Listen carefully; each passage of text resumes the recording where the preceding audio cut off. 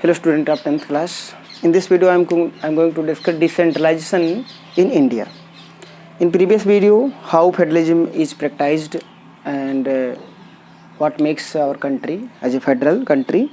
These all the things we have discussed. In this video we will try to understand decentralization, how powers have taken from central and state government and provided local bodies.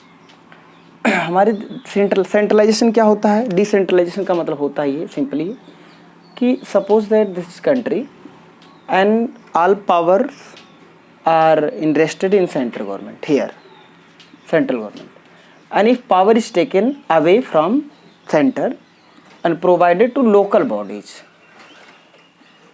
states after states, when power is taken away from center and state and provided given to local bodies, जैसे कि गाँव को दे दिया गया, शहरों को दे दिया गया कि आप भी क्या करिए, अपने पैमाने पे गवर्नमेंट अपनी सरकारें बनाइए, ठीक है।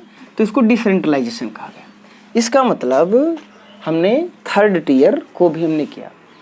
हमारे देश में क्या दो ही टीयर थे? जैसे फेडरलिज्म में क्या है, देयर आर 2 और मोर लेवल ऑफ गवर्नमेंट, मतलब एक सेंट्रल गवर्नमेंट, एक स्टेट गवर्नमेंट, लेकिन एक तीसरी भी गवर्नमेंट, एक तीसरी लोकल बॉडी भी आई। वो क्या है? पंचायती राज। इस मतलब गांव का शासन, and it means urban local government, इसमें शहरों का शासन। तो चलिए इनके स्ट्रक्चर को थोड़ा सा हम समझने का प्रयास करते हैं। ओके, पहले हम पंचायती राज को पढ़ेंगे। देखिए दोनों चीज़ें जो डिसेंट्रलाइजेशन हमारे यहाँ कॉन्स्टिट्यूशनल किया गया वो 1992 में किया गया। 1992 में, ठीक है, 1992 में कॉन्स्टिट्यूशनल अमेंडमेंट किया गया। ये जो किया गया ये 73 थर्ड अमेंडमेंट किया गया, 73rd अमेंडमेंट, और ये जो किया गया 74th अमेंडमेंट, 74th अमेंडमेंट करके अर्बन लोकल बॉडीज और ये बॉडीज की गई। यहाँ पर हमारे कॉन्स्टिट्यूशन में आप ये समझ लीजिए कि 11th शेड्यूल ऐड किया गया, जिसमें ये बताया गया कि गांव का शासन कैसा रहेगा, और एक और 12th schedule urban local government के लिए 12th शेड्यूल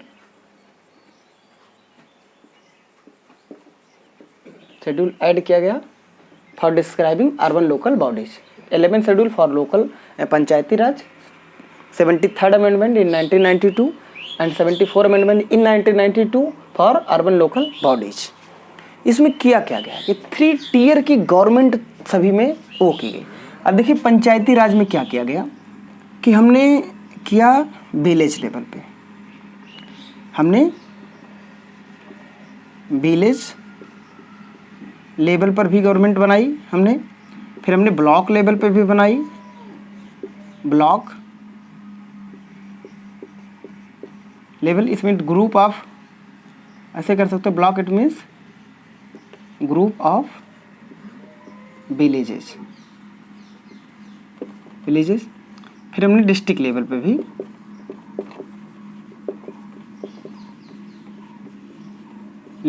हमने गवर्नमेंट इलेक्टेड गवर्नमेंटल बॉडीज को भी हैव इलेक्टेड।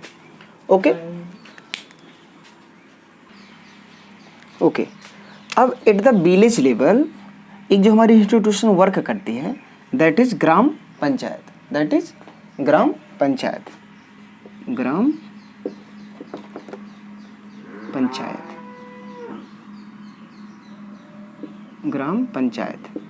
और ग्राम पंचायत का हेड कौन होता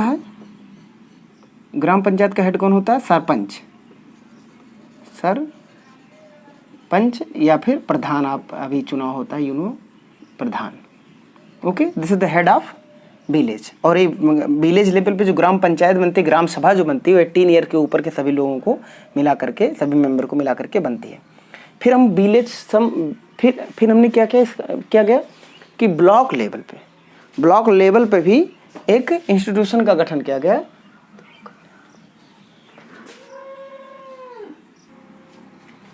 इसके लेवल पे हमारी जो है ये क्या है?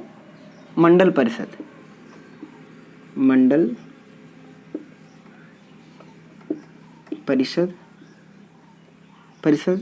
या फिर इसको आप कह सकते हैं ब्लॉक समिति,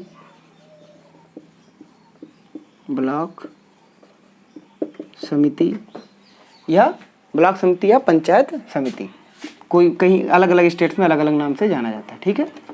पंचायत समिति, इनका जो हेड होता है वो क्या होता है, ब्लॉक प्रमुख होते हैं, ठीक है। आपके यहाँ कौन ब्लॉक प्रमुख है, आपका ब्लॉक क्या है, वहाँ पे ब्लॉक प्रमुख होंगे ब्लॉक लेवल पे, ठीक है। ये ब्लॉक डेवलपमेंट कमेटी के मेंबर जो होते हैं, BDC लोग होते हैं, ब्लॉक डेवलपमेंट कमेटी के जो मेंबर होते हैं वो ब्लॉक प्रमुख को चुनते हैं। 18 ईयर के जो यूनिवर्सल एडल्ट फ्रेंचाइज के थ्रू अपने ग्राम पंचायत को चुनते हैं, ठीक है। फिर यही चीज़ जाती है डिस्ट्रिक्ट लेवल पे। डिस्ट्रिक्ट लेवल पे भी हम पंचायती राज का हमारा जो 3rd टियर जो टॉप मोस्ट है वो है क्या है, डिस्ट्रिक्ट लेवल पे जिला पंचायत, ठीक है। जिला पंचायत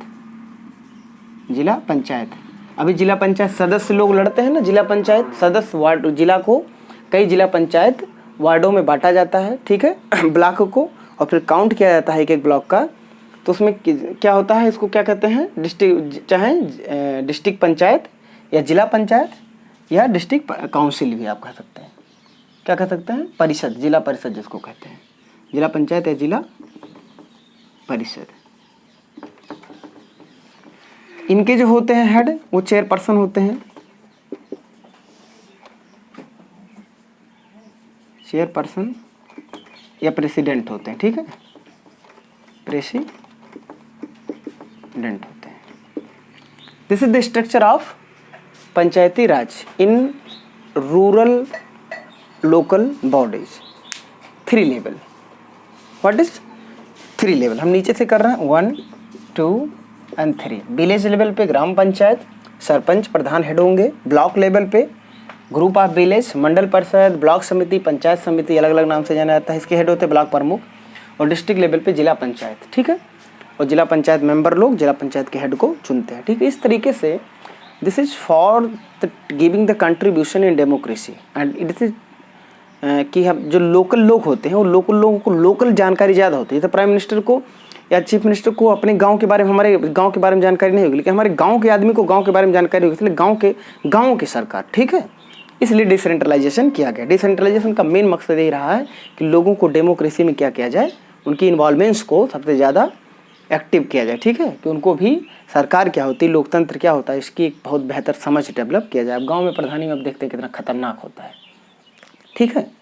ऐसे ही अगर आप इधर देखेंगे तो हम इधर देखेंगे, इधर भी 3 टियर की है, ठीक है, इधर भी 3 टियर्स की गवर्नमेंट हमारी देखने को मिलेगी। अभी देखो इधर क्या है, पहली जो टियर है, मैं नीचे से लिख दे रहा हूँ। पहली जो टियर है वो ये है कि नगर पंचायत, क्या है, नगर पंचायत या म्यूनिसिपल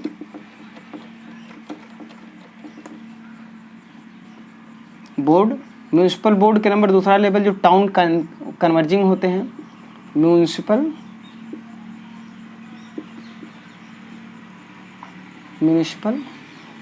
काउंसिल। फिर उसके ऊपर जाएंगे हम म्यूनिसिपल कॉरपोरेशन। इन तीनों को नाम जानिए आप। दूसरा हो गया, ये तीसरा, 3 टियर का ये भी हो गया, ठीक है। इसके एक और भी अदर नाम भी हैं। म्यूनिसिपल बोर्ड को कहते हैं नगर पंचायत।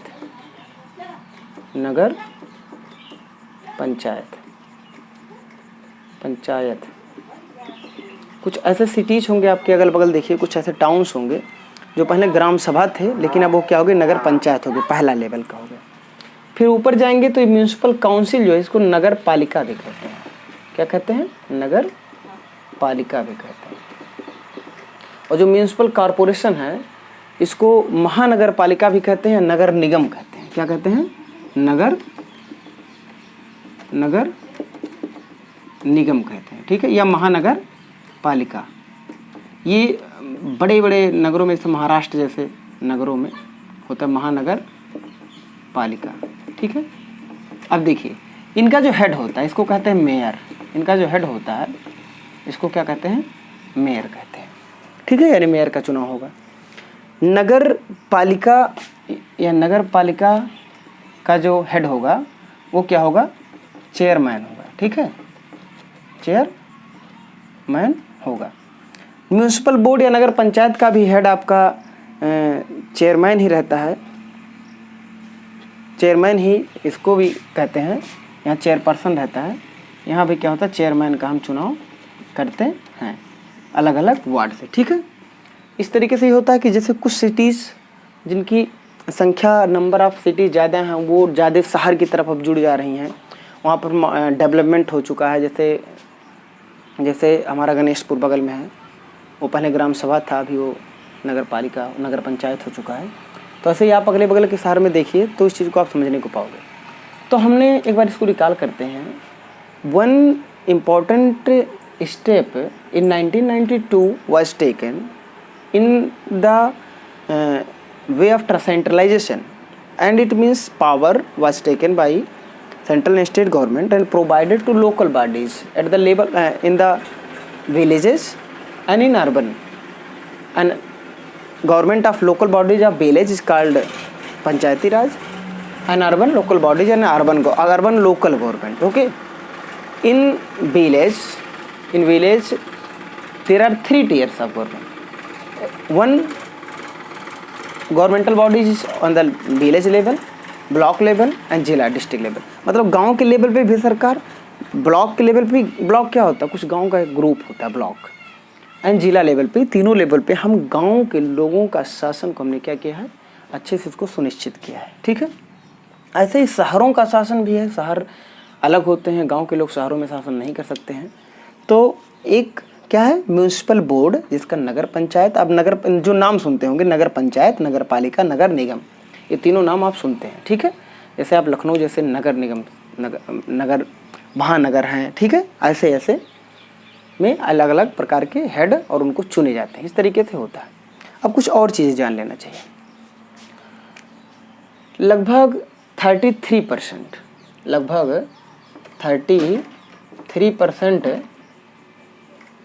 इसमें ओमेन का कंजर्वेशन वो होता है, रिजर्वेशन होता है। 33% ओमेन पंचायती राज में और अर्बन लोकल गवर्नमेंट में रिजर्व हैं।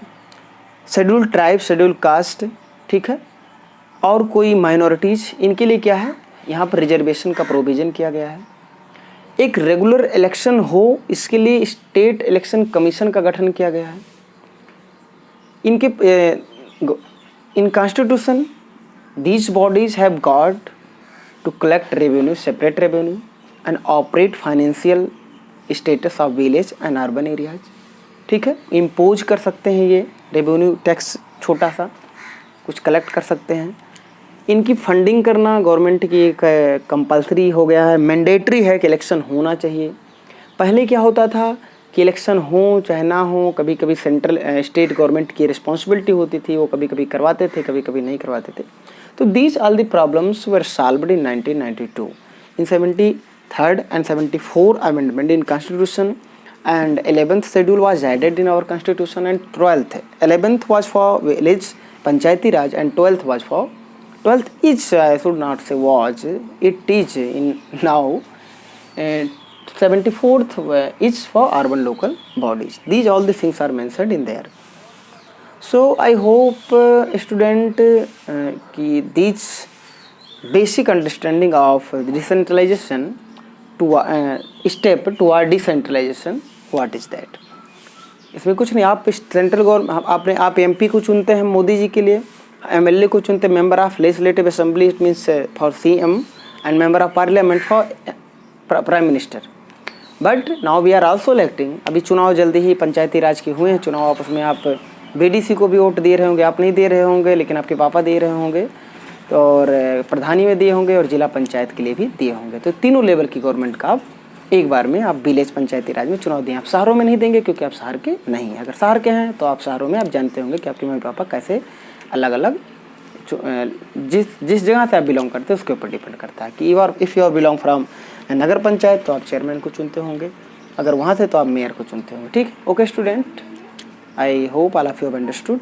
Thank you.